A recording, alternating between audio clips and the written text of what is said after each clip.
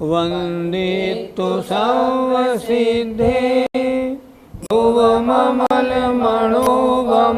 गतिं पते मोक्षामि समयपाहुण निर्मो सुध केवली भणिदम्। पंच परमेष्ठी भगवान की जय। कर्म फल के भोगने में ज्ञानी और अज्ञानी में क्या अंतर होता है, ये आज की दो गाथाओं में हम पढ़ेंगे। आइए गाथा नंबर 338 पढ़ते हैं। अन्नानि कर्म फलम् पयडि सहावठिदो दुवेदेरि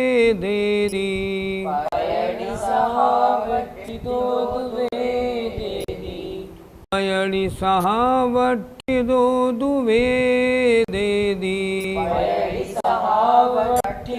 दुवेदेरि नाणी पुण्यकर्म फलम् जानदियुदिदं न वेदेति। बोलो। अन्नानि कर्म फलम् पयडि सहावठिदो दुवेदेति नाणी पुण्यकर्म फलम् जानदियुदिदं न वेदेति। अन्नानि अज्ञानी जीव कर्म फलम कर्म के फल को, जब तक गाथा का एक एक शब्द नहीं समझा जाएगा तब तक गाथा का आनंद नहीं आएगा। इसलिए एक एक शब्द के अर्थ को समझना चाहिए, और जो आपको समझ में नहीं आए उसको पेंसिल से लिख लें, कॉपी पे लिख लें, ताकि जब दोबारा उसको फेरे तो ध्यान में आ जाए। आइए। अन्नानि अज्ञानी कर्म फलम कर्म के फल को पयडि सहावठिदो प्रकृति के सहाव माने स्वभाव में, ठिदो माने स्थित होता हुआ, वेदेदि भोगता है, वेदन करता है। क्या कह रहे हैं? अज्ञानी क्या करता है? कर्म के फल को जो उसका स्वभाव है उसमें स्थित होता हुआ भोगता है। असाता वेदनी के उदय में दुखी होता है, साता वेदनी के उदय में सुखी होता है। जो उस प्रकृति का स्वभाव है उसमें स्थित होकर भोगता है। ज्ञानी क्या करता है? नानी पूर्ण ज्ञानी जीव और फिर कर्म फलम कर्म के फल को जानदी जानता है, उदिदम उदय में आए हुए को न वेदेदि भोगता नहीं है। भोगना उस रूप परिणमन होना, जानना उसको मात्र जानना, तद्रूप परिणमन नहीं होना। फिर एक बार देखें, बहुत अच्छी गाथा है। अन्नानि अज्ञानी जीव कर्म फलम कर्म के फल को पयडि प्रकृति के सहाव में ठिदो माने स्थित होता हुआ, वेदेदि वेदन करता है, भोगता है। अर्थात उसमें रमता हुआ, उसमें आनंद दुखी सुखी होता हुआ भोगता है। रानी ज्ञानी जीव पुण्य माने और कर्म फलम कर्म के फल को जानदी जानता है, उदितम न वेदेदि उदय में आए हुए को वेदन नहीं करता, भोगता नहीं है। जानना और बात है, वेदन करना और बात है। अज्ञानी जीव कर्म के फल को प्रकृति के स्वभाव में स्थित होता हुआ भोगता है, परंतु ज्ञानी जीव उदय में आए हुए कर्म के फल को जानता मात्र है, भोगता नहीं है। कर्म के फलों में हर्ष विषाद कब होता है? जब तक जीव को निज पर का पक्का भेद विज्ञान नहीं है, या यूं कह लें जब तक जीव रत्नत्रय में स्थित नहीं हुआ है और वह अपने आप में लीन नहीं है। जब वह लीन हो जाता है तब कर्म के उदय में हर्ष विषाद बिल्कुल नहीं होता। ज्ञानी होता है, ज्ञानी तो ये समझता है कर्म का उदय है, शरीर की अवस्था है, मेरा क्या बिगड़ना, इसलिए वह कर्म के उदय में हर्ष विषाद नहीं करता, बल्कि कर्म के उदय को समता पूर्वक भोगता है। पंडित जी, ज्ञानी कर्म फल को कैसे भोगता है? आपका प्रश्न ठीक नहीं रहा। कर्म फल को भोगने का काम अज्ञानी का है, ज्ञानी का नहीं। ज्ञानी कर्म फल को भोगता नहीं, ज्ञानी तो कर्म फल को जानता है। कैसे जानता है? देखें एक बार, वाजराज मुनि महाराज के शरीर में कोढ़ हुआ, कोढ़ में भयंकर पीड़ा, बहुत कष्ट, बहुत गंदगी, तो क्या वो उसमें उन्होंने अपने को दुखी माना? जब वो देव आया और उसने उनसे पूछा, मैं वैद्य हूँ, आपकी बीमारी ठीक कर सकता हूँ, क्या बीमारी ठीक करोगे? मैं आपका कोढ़ ठीक कर दूँ? उन्होंने कहा, ये बीमारी तो मुझ में है ही नहीं, ये तो मेरे शरीर में है, मुझ में तो बीमारी है जन्म मरण रूप संसार की, उसको ठीक कर सकते हो क्या? ज्ञानी तो ऐसा होता है, शरीर में कोढ़ है, कष्ट है, बदबू है, वह उसको भोगता नहीं, उसको जानता है। एक स्तुति है सकलगे ज्ञायक, उसमें कितना अच्छा लिखा है, मैं भ्रम्यो अपन पो विसरी आप, अपनाए विधिफल पुण्य पाप। हे भगवान, मैं स्वयं अपने स्वरूप को भूलकर भ्रमण कर रहा हूँ, मेरी गलती क्या है?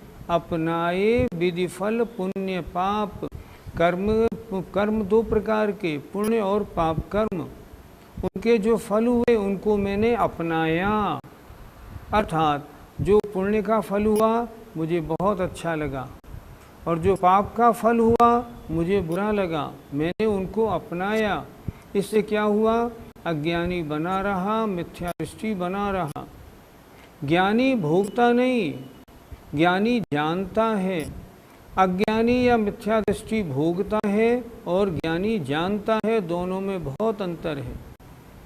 अज्ञानी के पिता की मृत्यु होती है तो वो रोता है, मेरे पिताजी की डेथ हो गई, और ज्ञानी क्या जानता है? इनकी आयु इतनी थी, इनका आत्मा इस शरीर को छोड़ के चला गया। किसी की डेथ किसी की नहीं हुई, शरीर अलग हो गया, आत्मा अलग हो गई। ज्ञानी और अज्ञानी में बहुत अंतर है, इसलिए यहाँ आचार्य ने दो शब्दों का प्रयोग किया है, वेदेदी और जानेदी। वेदन करता है, भोगता है अज्ञानी, जानता है ज्ञानी, और जो ज्ञानी जानता है उसे हम कहते हैं ज्ञाता दृष्टा बनना। हमारा काम क्या है? जब भी बुरे अवसर आए जीवन में, ज्ञाता दृष्टा बने। ज्ञाता दृष्टा माने साक्षी, गवाही बनिए, बस। आपको किसी से मतलब नहीं, साक्षी बनने से मतलब है, मेरे सामने ऐसा हो रहा है, बस। अब उसमें सुखी और दुखीपन मानने की कोई आवश्यकता नहीं। ज्ञानी की परिणति ऐसी होती है, इसलिए अज्ञानी भोगता है, ज्ञानी तो मात्र जानता है। पंडित जी, कर्म के फलों को ज्ञानी कैसे जानता है?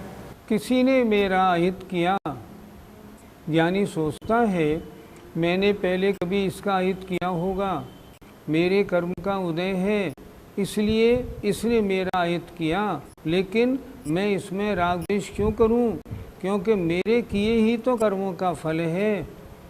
एक मुनि महाराज थे, उनके ऊपर उनके बगल वाले मकान में दो लड़के रहते थे, वो ईंट मारते थे, लेकिन उनको जरा भी उनसे राग द्वेष नहीं हुआ। पहले दिन ईंट मारी, खून निकला, तब लोगों ने पूछा, महाराज ये खून कैसे निकला? उन्होंने कहा नहीं, कुछ नहीं। अगले दिन फिर उन्होंने ईंट मारी, लोगों ने फिर पूछा, महाराज आज तो और दो जगह खून निकल आया, ऐसा क्यों हुआ? उन्होंने कहा कुछ नहीं। तीसरे दिन जब लोगों ने जाना, जब लोगों ने छुप कर देखा, तब उन दोनों बच्चों को पकड़ के लाए। महाराज हमको आज मालूम पड़ा ये आपको ईंट मारते थे, आप बताते भी नहीं थे। महाराज का उत्तर तो देखिए। महाराज ने कहा ये ईंट नहीं मारते थे, इनके कारण मेरे कर्मों की निर्जरा होती थी। ज्ञानी की दृष्टि दृष्टि तो देखो ना। ज्ञानी सुख दुख को नहीं भोग रहा, ज्ञानी उस परिस्थिति में भी निर्जरा कर रहा है। जब लोगों ने कहा महाराज अब हम इसको पुलिस में देंगे, इनकी FIR लॉन्च कराएंगे, महाराज बोले नहीं नहीं, ये तो मेरे बड़े हितैषी हैं, इन्होंने तो मेरे कर्मों की निर्जरा कराई है, ज्ञानी की दृष्टि तो देखो।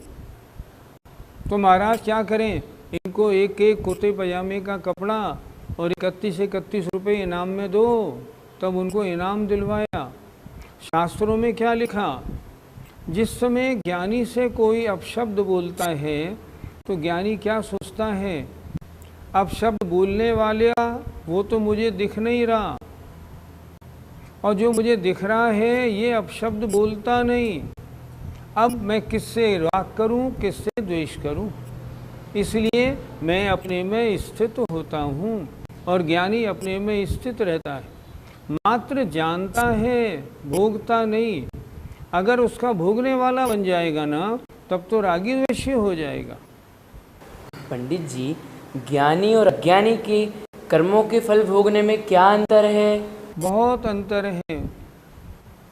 आचार्य विद्यासागर जी महाराज को जब वो अमरकंटक से आए थे, हार्पीस की बीमारी हो गई, बड़ी भयंकर, इतना पेन पूछो नहीं।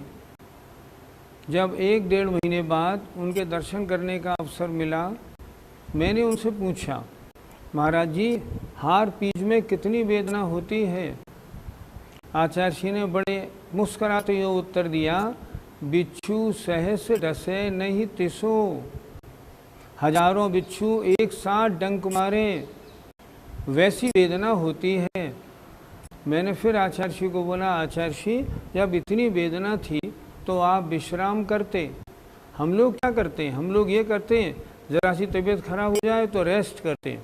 तो मैंने निवेदन किया, आचार्य जी आप विश्राम करते, फिर आपने अपनी क्लास क्यों रखी, प्रवचन क्यों दिया, उधर क्यों लगे आप। तो आचार्य जी बोले, अरे शरीर में थी हार्पीस, मुझ में कुछ थोड़ा ही था। हार्पीस शरीर में थी, शरीर वो हार्पीस का ध्यान दे रहा था और मैं अपने काम में लगा था, मुझे क्या मतलब, उससे मुझे कोई तकलीफ नहीं। तो ज्ञानी जानता है, भोगता नहीं। अगर वो भोग रहे होते, तदनुसार उनका परिणमन हुआ होता तो वो भी कह रहे थे हाय रे हाय मुझे बहुत तकलीफ हुई, लेकिन बिल्कुल तकलीफ नहीं, ज़रा रंच मात्र भी नहीं। मैंने देखा जब डोंगरगढ़ में उनको पिछली बार 10 लक्षण पर्व में 3-4 बुखार हो गया था, तब भादों सुदी 10वीं को उनका केस लॉन्च का दिन था और भादों सुदी 7वीं से बुखार था। 10वीं को केस लॉन्च वाला टर्न था। आचार्य जी उत्कृष्ट केस लॉन्च करते हैं 2 महीने वाला। सारे संघ के महाराज 5-7 महाराज उनके पास गए, चरणों में निवेदन किया, आचार्य जी आपके 2 महीने 10वीं को पूरे होंगे, हमको मालूम है, लेकिन आपसे निवेदन है उस दिन आप केस लॉन्च न करें, आपका स्वास्थ्य अनुकूल नहीं। आचार्य श्री उस पर मुस्कराए, 4 दिन से 4 बुखार है फिर भी मुस्करा रहे हैं, ठीक है जाओ सब ठीक होगा। अगले दिन सुबह जब वही मुनि महाराज आए और उन्होंने देखा, तब तक तो आचार्य श्री का आधा केस लॉन्च हो चुका था। केस लॉन्च अलग काम है, सुख दुख की मान्यता अलग काम है। व्रतों के पालन में संयमी को बड़ा हर्ष होता है। मैंने अपने समयानुसार केस लॉन्च किया, प्रसन्नता। शरीर में कष्ट, शरीर के कष्ट को जानते हैं, भोगते नहीं। ज्ञानी और अज्ञानी में इतना अंतर होता है। आइए 338 का पद्यानुवाद देखें। मक्खी बना मुदित मानस हो मलों में, है मूर्ख मूढ़ रमता विधि के फलों में। साक्षी बना न विधि के फल भोगता है, ज्ञानी वशी न तजता निज योगता है। कितना सुंदर पद्यानुवाद। ऊपर की 2 पंक्तियों में अज्ञानी की बात, नीचे की 2 पंक्तियों में ज्ञानी की बात। देखें जरा, जैसे मक्खी को मल में बैठने में बड़ी प्रसन्नता होती है, ऐसे ही जो अज्ञानी है मूर्ख है, मूढ़ है, वो कर्म के फलों में रमता है, उनको भोगता है, दुखी दुख है फिर भी भोगने में उसे आनंद आता है, जैसे मक्खी को। और ज्ञानी कैसा होता है? साक्षी बना, वो जानने वाला बनता है, भोगने वाला नहीं। न विधि के फल भोगता है, कर्म के फल को भोगता नहीं। ज्ञानी वशी, ज्ञानी कैसा है? पंचेंद्रियों को वश में करने वाला है, वो अपनी योग्यता को छोड़ता नहीं, अपनी ज्ञानीपने को नहीं छोड़ता। कितना अंतर है, एक जानता है, अज्ञानी भोगता है। अगली गाथा 339 देखते हैं। जो पूर्ण निरवरा हो, जो पूर्ण निरवरा हो, चेदाड़ी संकिदो दूसो होदी, चेदाड़ी संकिदो दूसो होदी, आराहणायणिचम, आराहणायणिचम, वट्टदियहमिदि वियाणन्तो, वट्टदियहमिदि वियाणन्तो। बोलिए, जो पुण्यरवरा हो, चेदाड़ी संकिदो दूसो होदी, आराहणायणिचम, वट्टदियहमिदि वियाणन्तो। शब्दार्थ देखिए, जो पूर्ण, जो और, निरवरा हो, निरपराध हो, अपराध रहित, चिदा माने आत्मा है, निशंकिदो, निशंक, सो मन वह होता है। और जो अपराध रहित आत्मा है वो शंका रहित होता है। आराहणाय नित्यम, नित्यम माने नित्य माने हमेशा, आराहणाय आराधना में ही, वट्टदी वर्तन करता है, लगा रहता है। अहम यदि अपने आप को वियाणंतो जानता हुआ। यहाँ ज्ञानी की चर्चा हो रही है इस गाथा में। जो अपराध रहित आत्मा है, जो राग द्वेष रूप परिणमन नहीं कर रहा, जो निर्विकल्प है, अपने में लीन है, शुद्धोपयोगी आत्मा है, वो कैसा है? निशंक होता है। वो निशंक, कोई डर नहीं उसको, शंका रहित तो होता है। क्या करता है? नित्यम माने नित्य माने हमेशा, अहमिदि व्याणंतो अपने आप को जानता हुआ, आराहणाए आराधना में ही वर्तन करता है। निरंतर अपने आत्मा की शुद्ध स्वरूप की आराधना में, सिद्धों की आराधना में लगा रहता है और अपने आप को ही जानता रहता है। फिर एक बार देखें जरा, जो और जो निरवराहो अपराध रहित, चेदा माने आत्मा है, सो माने वह, निसंकितो होदी निसंक होता है। क्या करता है वो आत्मा? नित्यम माने हमेशा, आराहणाए आराधना में ही, वट्टदी वर्तन करता है। उस समय क्या करता है? अहम यदि मैं यह हूँ ऐसा जानता हुआ।